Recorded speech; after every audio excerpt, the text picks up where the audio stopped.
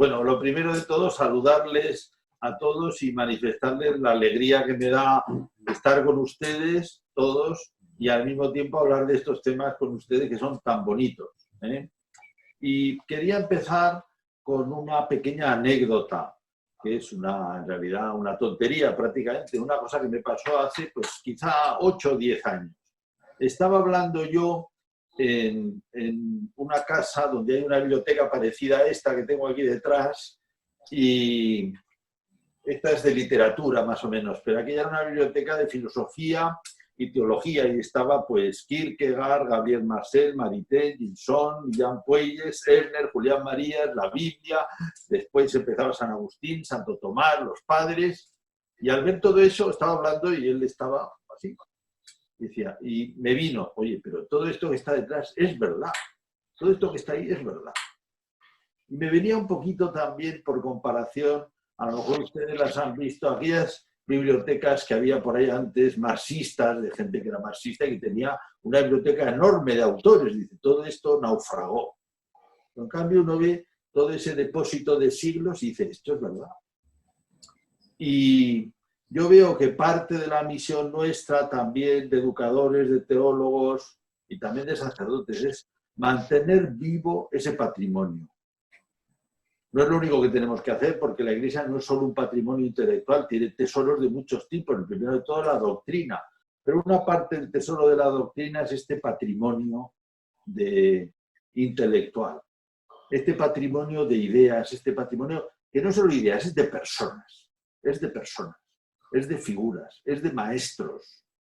Y dentro de ellos ocupa un lugar importante Newman. En esa biblioteca que les decía, donde se pasa de la filosofía a la teología, Newman ocupa un lugar intermedio por varios motivos. Uno de ellos porque él es un gran pensador. Y entonces establece estos puentes entre la filosofía y la teología, ¿eh? Y mantiene esa tradición tan bonita de humanismo cristiano, ¿eh? Que se expresa en muchas de sus obras. Bueno, pues entonces mi idea era, con esta pequeña introducción, hacer como un retrato intelectual de John Henry Newman y también algunas sugerencias de lectura y algunas ideas teológicas, digamos, que nos puedan un poco iluminar o que nos refresquen, porque todo esto puede ser más o menos conocido. Primero tenía un retrato que le hice hace unos años cuando construí la ficha que tenía yo para dar clase.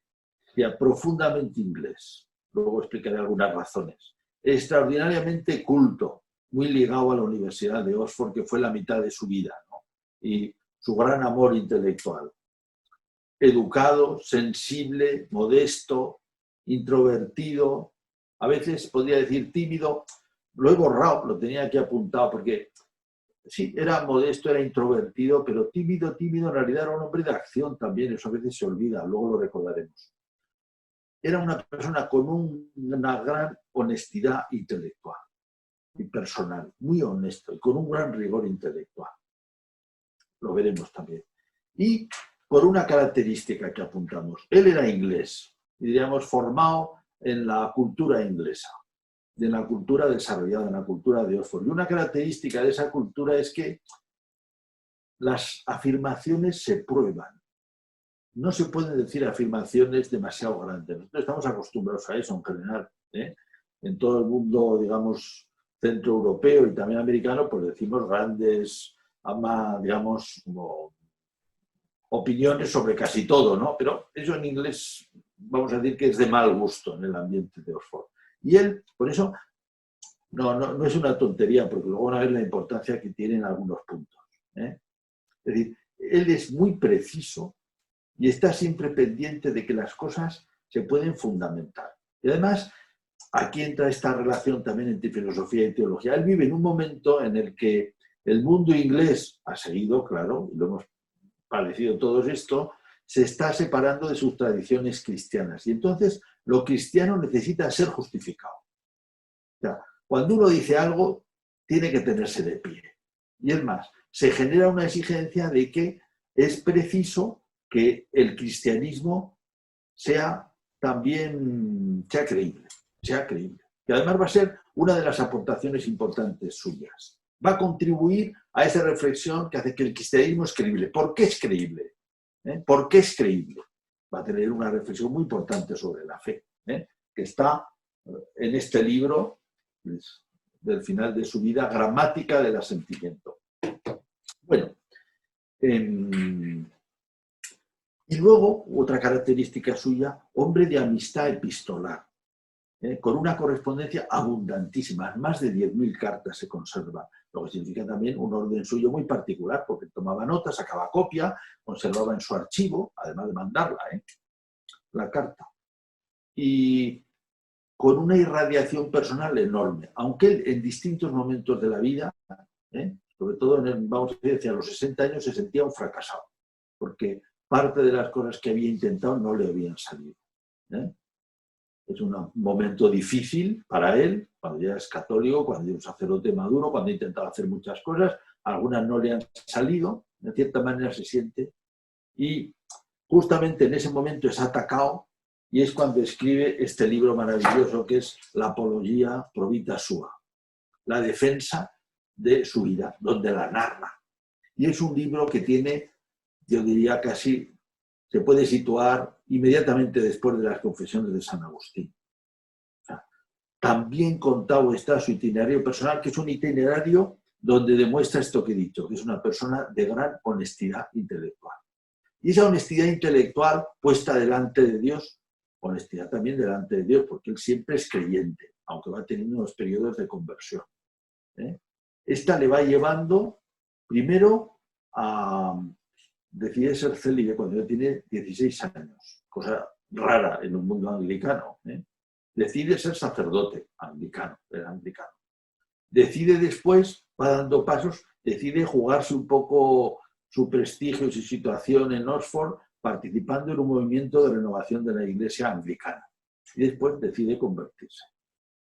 Y después, una vez converso, vamos a decir que pasa una temporada donde tiene menos satisfacciones siendo converso de las que tenía siendo anglicano. Porque siendo anglicano era una persona muy situada en la Universidad de Oxford y siendo converso a veces le parece que o no le entienden bien o sospechan un poco de él. O sea, diremos alguna cosa más de esto. Bueno, su vida se puede dividir en dos etapas importantes.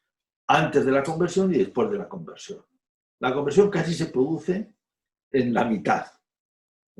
Que es el momento donde se pone de rodillas delante de un pasionista que pasaba de viaje, se pone de rodillas en Littlemore, donde él se había retirado, reza el credo y se incorpora a la Iglesia Católica. Cuando diríamos casi no conocía a ningún católico. Una valentía enorme, ¿no? Porque se juega todo, deja todo lo que tenía, su situación, su puesto, su sueldo también, claro, y no sabe lo que va a pasar, pero él piensa que eso lo tiene que hacer y lo hace. Y esto es en 1845. Él vive de una vida muy dilatada para esos años, sobre todo en el siglo XIX, 1801-1890, y se convierte en el 45. La primera parte de su vida, pues toda la infancia, y desde los 16, 17 años, él ya está en Oxford. Y en Oxford, aunque no de entrada no responde a todas sus ilusiones, porque una de las primeras cosas que le escribe a su padre es, cuando llega a Oxford, decir, bueno, aquí todo el mundo lo que se dedica es a beber, fundamentalmente, cosa que a veces es bastante importante en las universidades. Entonces también, ¿no? Y en tiempos muy antiguos también. Pero bien, o sea que, pero sin embargo, él, digamos, participa de lo que es la entraña universitaria más importante de Oxford, que además era un hombre que le interesaba muchísimas cosas. Él asiste a clases de geología, cuando la geología es una ciencia que está empezando a difundir, ¿verdad? Pero le interesan sobre todo las humanidades, que es la formación donde él comienza. Muy pronto consigue superar los exámenes con algunos traumas, con algún momento de, digamos, también de mala salud y de agobio, pero vamos, un hombre brillante que se lo reconocen enseguida, pero vamos, que le cuesta un poco conseguirlo. Y pasa a ser fellow, que es tutor, de fellow y después tutor, son dos cargos distintos, pero es en el sistema universitario inglés es el personaje que en un college atiende a los alumnos, atiende desde el punto de vista intelectual. Les ayuda a preparar los trabajos que tienen que hacer, los libros que tienen que leer, los sigue, y les educa intelectualmente. Y ahí aparece un tema importante ya en su vida, que él, como tiene esa inquietud religiosa que se le va desarrollando, él, en un mundo que todavía es una universidad, digamos, que conserva mucha tradición, que procede de la formación, o sea, la universidad está hecha al principio para formar clérigos. Ha aumentado, en Oxford pues van también las clases adineradas, digamos, todos los que van a ser la élite del imperio inglés, pasa por ahí, pero sigue siendo el lugar donde se forman los clérigos importantes anglicanos, muchos clérigos anglicanos. Y, digamos, tiene, o sea, ahí la facultad de teología, una cosa importante, la Divinity es importante, ¿no? Esos estudios son muy importantes, los estudios humanísticos, los estudios clásicos, hacen composiciones en griego, composiciones en latín, o sea, un nivel, digamos, en lenguas clásicas, en literatura clásica, altísimo. Pero él, además de tener este gusto intelectual, se le desarrolla la preocupación de formar también espiritualmente a los alumnos. O sea, que ese papel del fellow, del tutor, diríamos, aunque ya digo que son el tutor, es todavía una figura más potente dentro del, pero más o menos se corresponden con esa idea en castellano, que no debe limitarse todo a lo intelectual, debe tener una influencia, la palabra influencia es importante, también espiritual. Y él se preocupa de que sus alumnos incluso quiere hacer una reforma en el college donde está.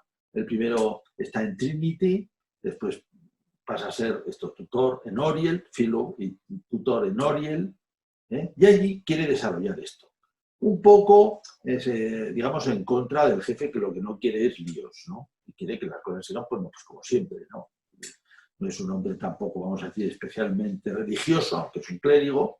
Y entonces, bueno, mira, con un poquito de sospecha y de distancia, estas ilusiones, arrebatos de este clérigo joven Newman, que le da por pensar que convertir a los alumnos, ¿no? Bueno, pues sí que le daba, sí que le daba. Él mismo se había convertido y de allí proceden también enormes amistades que le van a durar toda la vida.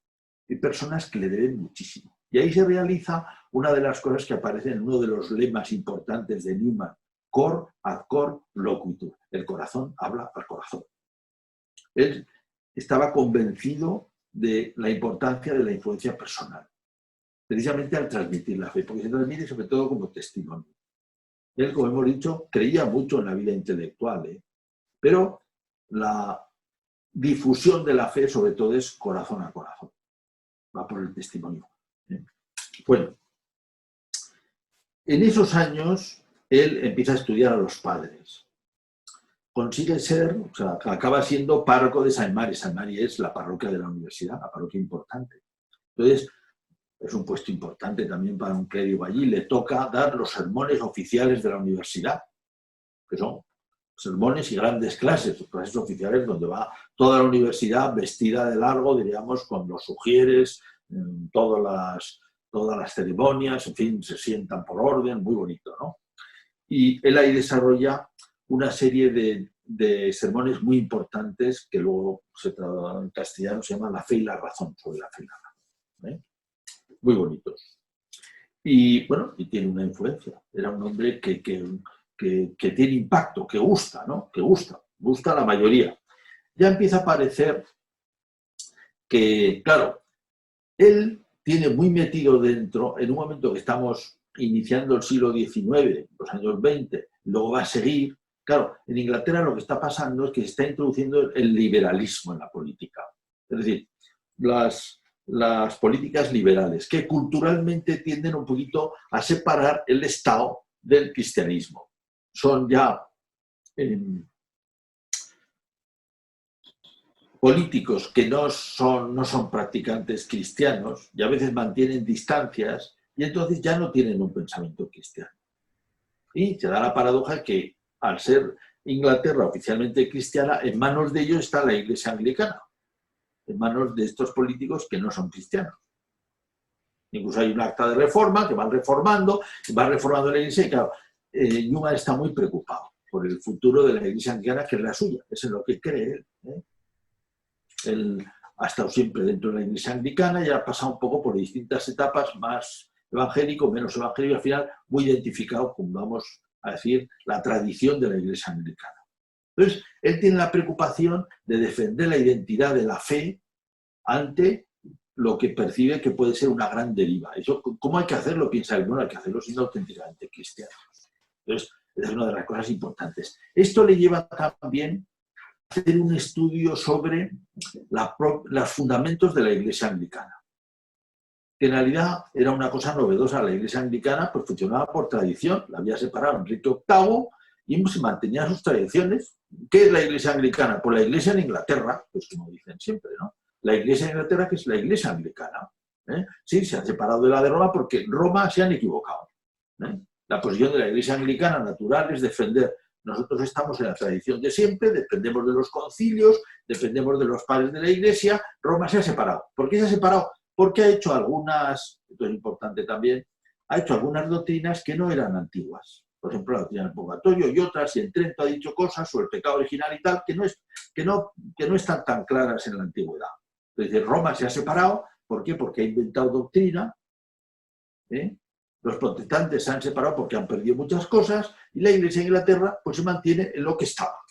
Digamos, es, vamos a decir, la justificación tradicional de la Iglesia de Inglaterra. Y que funcionaba un poco por inercia y, como digo, al final gobernada un poco por consenso, pero dirigida por un ministro, con el consenso del rey, que nombra a los obispos, en fin, todo un poquito... Entonces, uno tiene la preocupación de pensar, bueno, claro, queremos renovar primero el espíritu de la Iglesia anglicana y también queremos justificarla. O sea, es decir, que es auténticamente la Iglesia. Y eso le lleva a estudiar a los padres de la Iglesia, a estudiar la antigüedad cristiana y y también a decir, si queremos renovarnos, tenemos que ir más a nuestras raíces y a estudiar las raíces de la Iglesia. Y a intentar justificar la situación de la Iglesia anglicana. Y entonces hace un libro que se llama Vía Media, se llamará después, y le llama él, Vía Media, donde estudia precisamente esto. Vamos a ver, por una parte están los protestantes que, digamos, piensan en el libre examen, que cada uno piensa hacer lo que quiera. Por otra parte está, vamos a decir, la Iglesia católica dominada por el magisterio, que impone una doctrina y que desarrolla cosas que no están, y nosotros somos la auténtica Iglesia, la vía media. Es lo que defiende más o menos en el libro. Pero eso le lleva a hacer unos análisis muy pormenorizados de cómo se defiende la fe. Y ahí poco a poco va descubriendo que en realidad la Iglesia católica no impone de una manera así, o sea, que tiene una lógica interna muy fuerte. Y que hay una especie de toma de conciencia de cómo son las cosas, y que los concilios, tal y como se han desarrollado, el mismo concilio de Trento, no es una imposición de una doctrina que se le ocurre al Papa y la pone ahí, sino que es una elaboración donde han intervenido muchos teólogos, y teólogos muy importantes, donde se ha visto cuál es y se ha decidido, digamos, teniendo muy en cuenta y de una manera donde se ve que en realidad eso que se dice es coherente con lo anterior. Esto poco a poco se va dando cuenta él. Además, estudia una época muy difícil de la antigüedad cristiana, donde participan los padres, que es todo el tema arriano, donde una gran parte del episcopado mundial fue arriano. Entonces dice, ¿cómo se resolvió eso? Se resolvió porque había un sentido de la fe que estaba sobre todo en el pueblo. Y también porque hubo teólogos que supieron dar razones y ver la coherencia de la fe. Y efectivamente ya entonces, como pasa en el credo de Nicea de Constantinopla, se introdujeron algunas palabras y algunas precisiones que no estaban antes, que no se decían antes, pero que eran coherentes y que eran necesarias para aclarar la doctrina. Esto le llevará a darse cuenta de que la fe tiene también un desarrollo. Hay un desarrollo en el conocimiento y un desarrollo histórico, tema muy importante que luego acabará en este libro.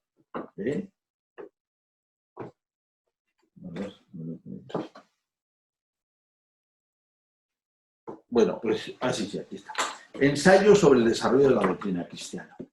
Claro, estos libros, este ya lo hace, este lo inicia siendo anglicano y lo termina siendo católico. Es un libro del umbral de la conversión. Pero claro, todos estos libros, fíjense que son temáticas que en realidad no habían sido tratadas en el catolicismo, así. Entonces, él que ha venido de otra tradición y que esa tradición le ha obligado a pensar estas cosas, tiene ya de entrada estas aportaciones importantes. Con esa, vamos a decir, preocupación inglesa de decir las cosas bien fundamentadas. Estamos en Oxford, tiene estas preocupaciones.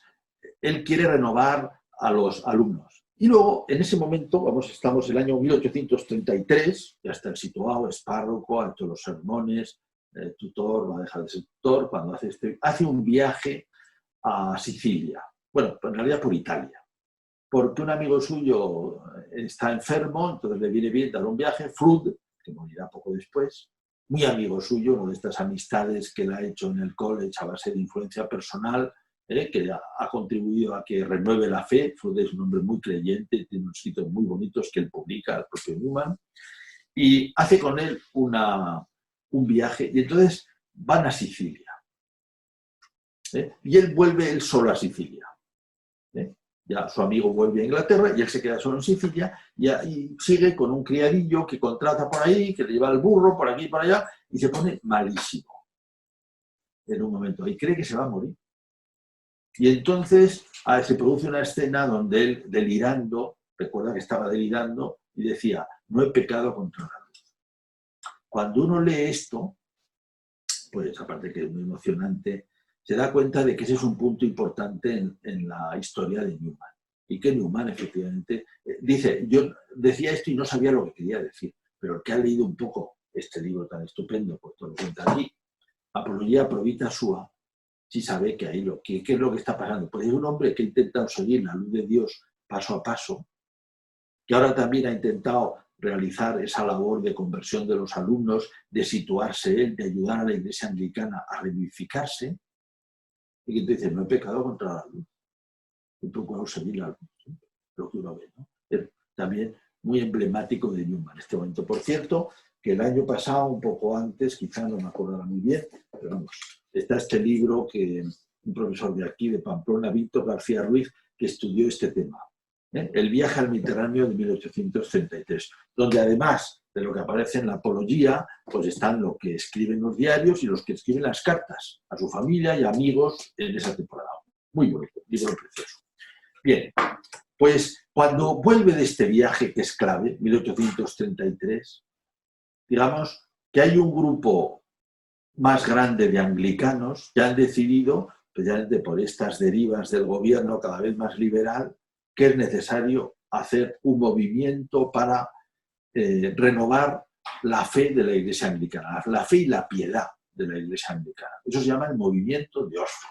Interesantísimo. Entonces, eso es justamente cuando Newman vuelve del viaje, 1833. Y entonces él se suma y acaba siendo un poco la cabeza intelectual. Lo que hacen es, sobre todo, hacer escritos breves que difunden por toda Inglaterra. Se juntan un grupo y hacen una serie de escritos breves. Entonces, esto suscita, por un lado, la incomodidad de los obispos que piensan, obispos anglicanos, que piensan que les están haciendo algo que no están dirigiendo ellos o que no saben muy bien qué pasa, y que luego esto tiene una especie de deriva catolizante. Pero claro, que no pretendían, ¿eh? Pero claro, en la medida en que pretenden ser auténticos, en la medida que van a los padres, se van acercando a las fuentes de la historia, y en la medida que Newman se explica por qué se han introducido algunas doctrinas, cada vez, digamos, está más cerca del catolicismo. Entonces, él se va a sentir, por un lado, que la Iglesia anglicana no le sigue y que por una especie de reacción instintiva, dice, vamos a decir, no queremos líos, ¿no? Los arrinconan un poco a este movimiento de Oxford, aunque ha tenido influencia en la Iglesia anglicana hasta el día de hoy.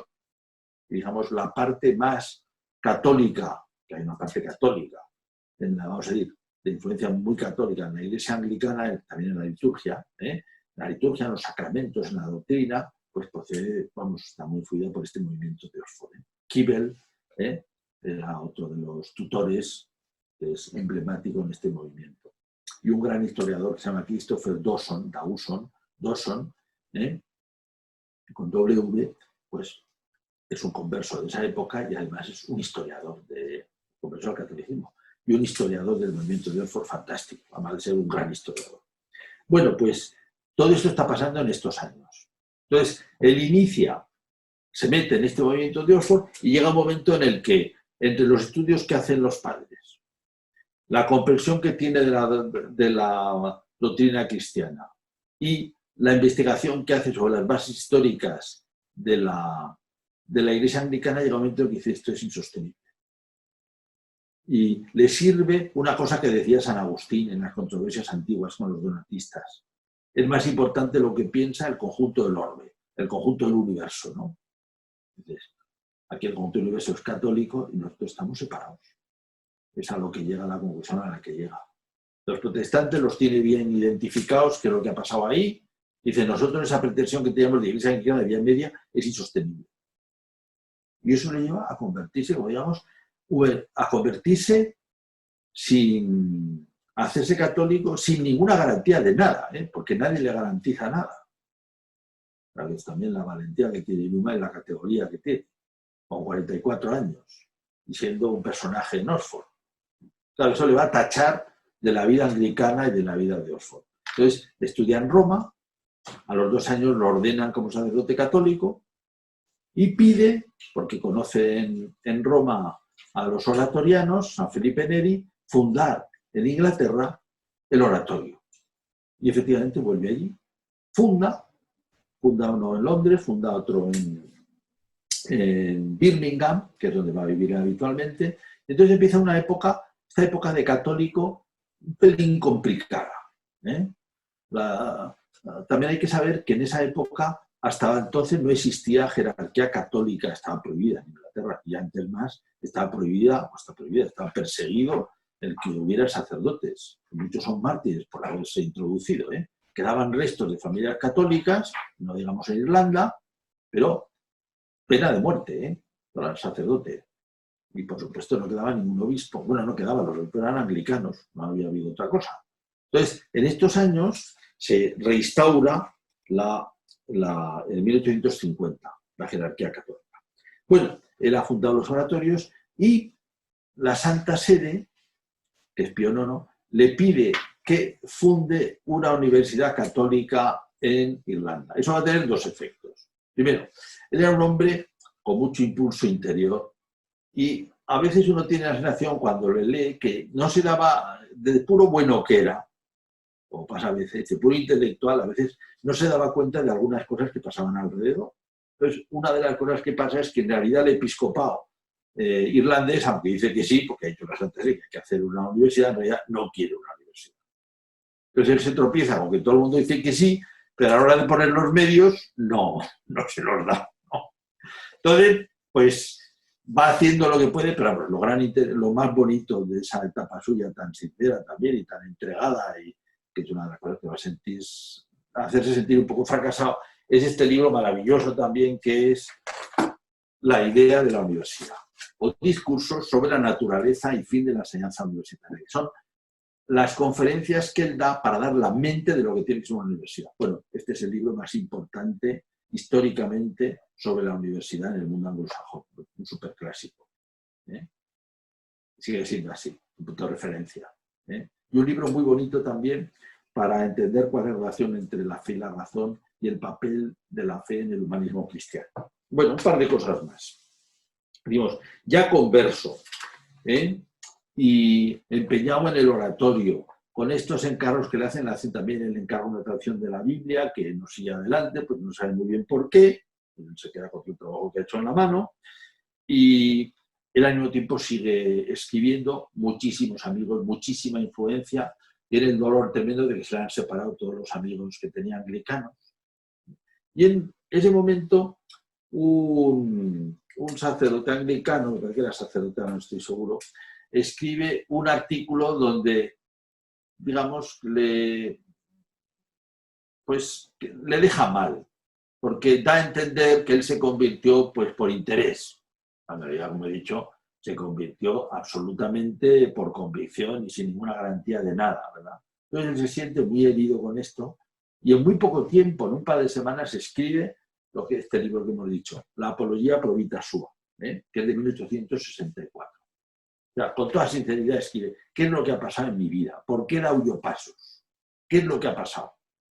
Claro, un libro interesantísimo para entender toda esta trama que hemos dicho, de cuáles son los fundamentos de la Iglesia, de cuáles son los fundamentos de la fe, de cómo se responde a Dios. Bueno, entonces, este libro se publica, tiene un impacto tremendo y, digamos, sus amigos anglicanos se emocionan cuando lo ven, y le comprenden mucho más. Y esto restaura las relaciones que tiene entonces, que había tenido.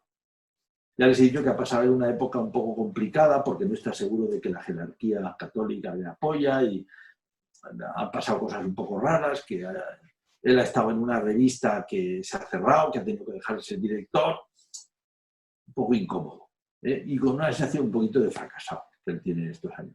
Y cuando escribe esto, también un poco dolido de esta acusación, bueno, pues cambian totalmente las cosas.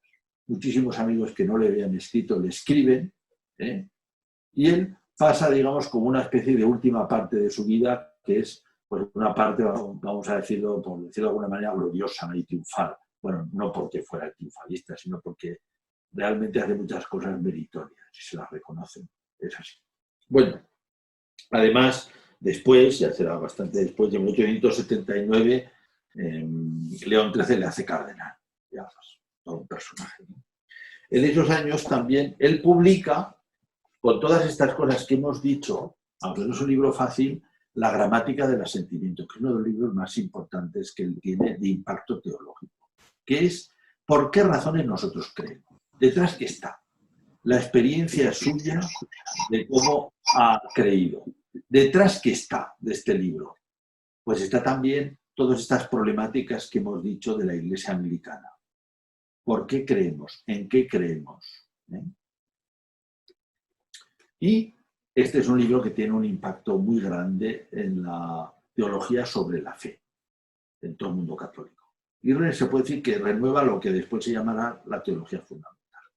Entonces, ya, digamos, llegando un poquito al final de mi exposición, ¿qué aporta la teología? Bueno, aporta el testimonio de su vida. Hemos dicho antes que la apología pro vita sua es bastante comparable a las confesiones de San Agustín y permite analizar lo que es la fe en vivo en una persona. Precioso, ¿no? Después está toda esta reflexión enorme sobre los fundamentos de la fe de la Iglesia, sobre lo que la Iglesia cree y sobre el desarrollo de lo que cree, el desarrollo coherente de lo que cree. Tema que en él tiene un referente importantísimo, tema teológico importante en el siglo XX, que en él tiene un referente. Y después está toda la teología de la fe, todas las cuestiones de la eclesiología, lo que hemos dicho de la gramática del asentimiento y recomendaciones de lectura. Claro, la gramática del sentimiento no es nada fácil, realmente. Y el ensayo sobre la doctrina cristiana no es lo primero que yo leería, aunque si uno trabaja esas materias, desde luego es un libro de referencia. Este es un libro precioso, La Apología pro vita sua. Y ayuda también buenas biografías. En España, además yo le debo mucho porque para mí fue un maestro, un profesor de mi facultad, don José Morales, que ya está muy mayorcito, enfermo. Don José Morales tiene una preciosa biografía sobre Newman, fantástica. Además, vista también un poco ya, no desde el punto de vista inglés, sino desde el punto de vista nuestro, que te explica muchas cosas que un inglés no te explicaría. Después se ha publicado esta biografía, que también es una gran biografía, de Jan Kerr, que es el biógrafo ahora importante que hay sobre él. El Jan Kerr hizo una tesis sobre el impacto de Newman en la teología del Vaticano II. ¿Y qué más? Pues, por ejemplo, son muy bonitas. Hay una Rial, una editorial española, tiene cartas y diarios. Las cartas todavía no están publicadas en castellano, pero se irán publicando en poco a poco. Es una selección.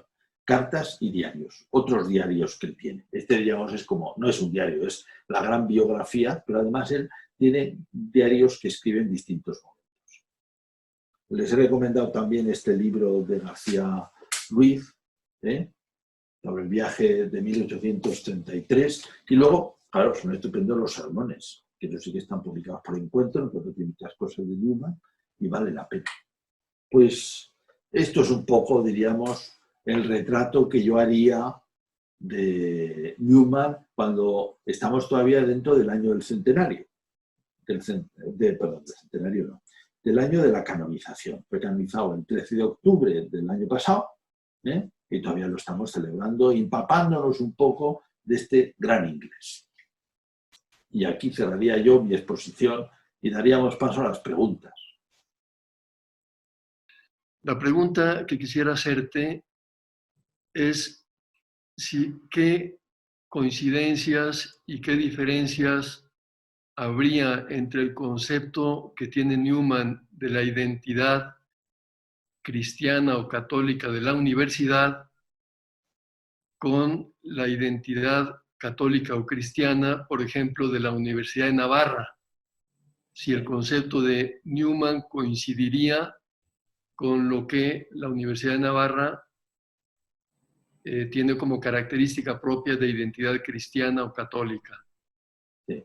Bueno, claro, el contexto cultural es muy distinto, aunque al final tiene muchas cosas en común.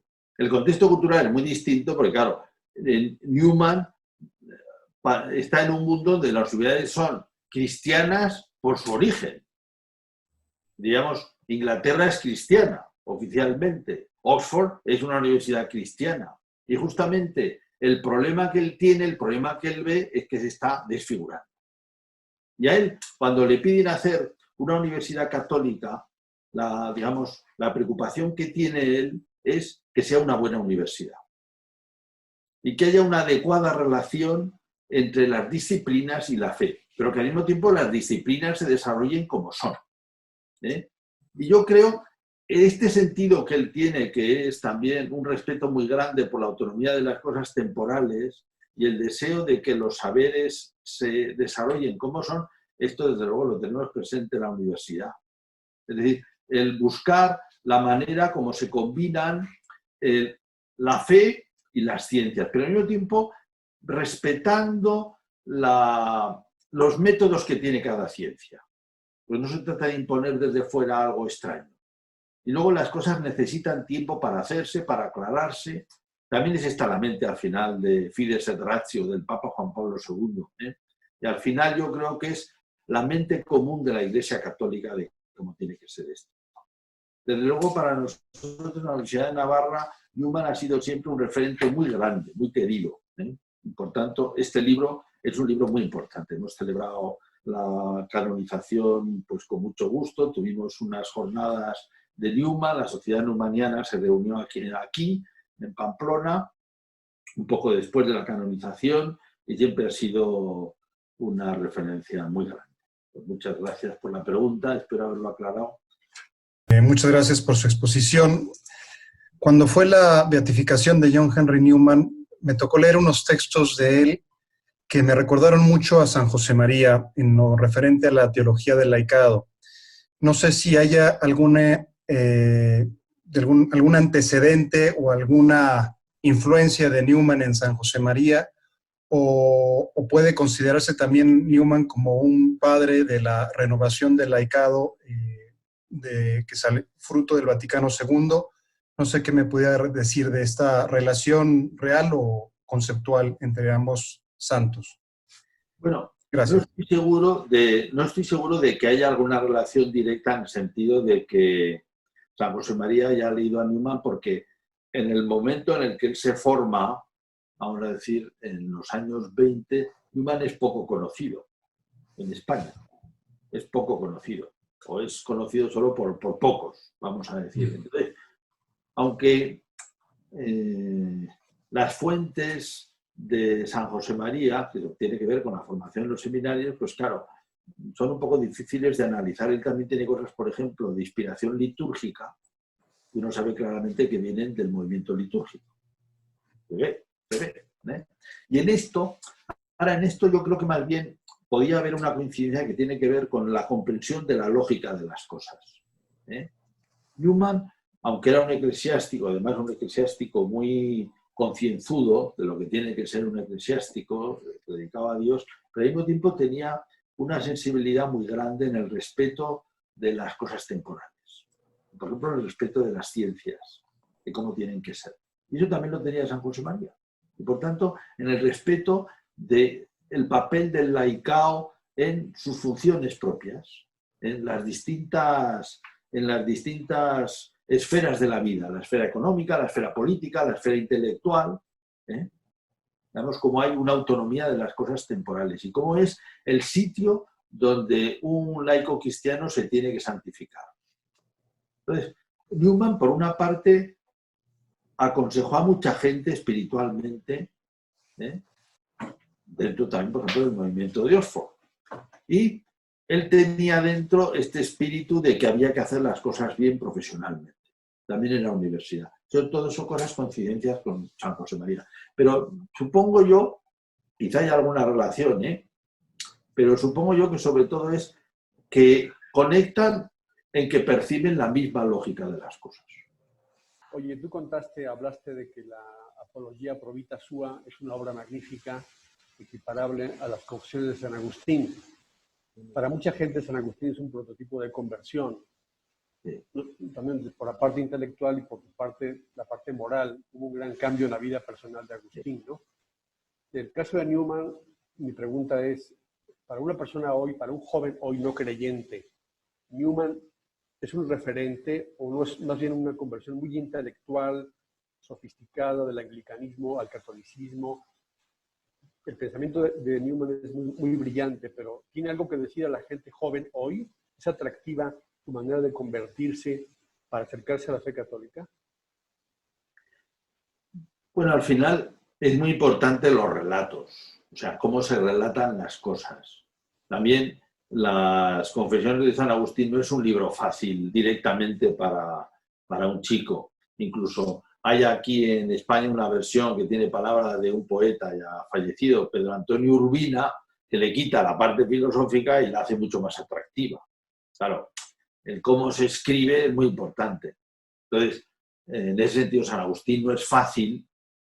Si te lo cuentan, es atractivo. Depende un poco de cómo se sitúe el joven, también intelectualmente. Entonces, en Newman pasa lo mismo, porque te lo tienen que contar. El libro realmente no es un libro fácil.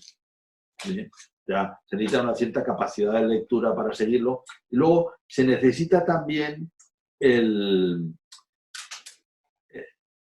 que esté anotado. Esta edición que tiene encuentro está anotada, es mejor que otras que ha habido. Entonces se lee mejor, tiene la pega de que le han puesto las notas al final de cada capítulo, en lugar de ponerlos abajo, lo que hace un poco penoso Pero Newman es un señor que eso necesita ser descrito en biografías sencillas. Cómo él cuando es joven se convierte, pero cómo oye la voz de Dios y cómo decide ser fiel a la conciencia. Eso yo creo que sirve para todas las épocas. Efectivamente, a lo mejor narrado en un libro largo, pues para un señor que no tiene costumbre de lectura no es... Ahora, la historia tiene mucha fuerza. Luego, como he dicho, quizá lo que es la conversión, el momento de la conversión, para una persona que sepa poco de la vida de la Iglesia, pues a lo mejor no valora lo que es este paso que he dicho, que es totalmente valiente y totalmente de conciencia. Dice, bueno, o sea, no teniendo ningún apoyo en la Iglesia Católica, no conociendo prácticamente a nadie, él deja todo lo que era y dice, no, esto hay que hacerlo así, y lo hace. Muy llamativo. Claro, hace falta contarlo. Bien. Muy bien, muy buenas tardes, padre. Buenas tardes. Yo le quería comentar, ¿cómo influye actualmente la figura de Newman en la Iglesia Anglicana? Ese peso tan grande que tiene Newman, no sé si en ellos también actualmente, y ahora con su reciente canonización. Sí, la Iglesia Anglicana es muy plural. O sea, eso es una ventaja y un inconveniente. Es muy educada. Y luego está acostumbrada desde el principio a tener una estructura en la cual consigue más o menos mantener a todo el mundo. Pues claro, eso hace que luego tenga posturas muy variadas. Entonces, Newman es una persona respetada, y respetada sobre todo por el libro la Apología Pro Vita Sua. Porque también él honestamente, y no solamente por educación, se portó muy bien con el mundo anglicano, porque estaba muy reconocido con lo que había aprendido en la Iglesia. Entonces, él no sentía que hubiera dejado atrás nada de lo bueno que había tenido en la Iglesia anglicana, sino que había adquirido algo más pleno. En cierta manera, decía también, de esto que luego se dirá en muchos conversos, haber llegado a casa. Lo que ya tenía. Entonces, esto hace, diríamos, que pues, un mundo anglicano sensato pues, lo respeta y también, digamos, especialmente este mundo anglo-católico, ¿no?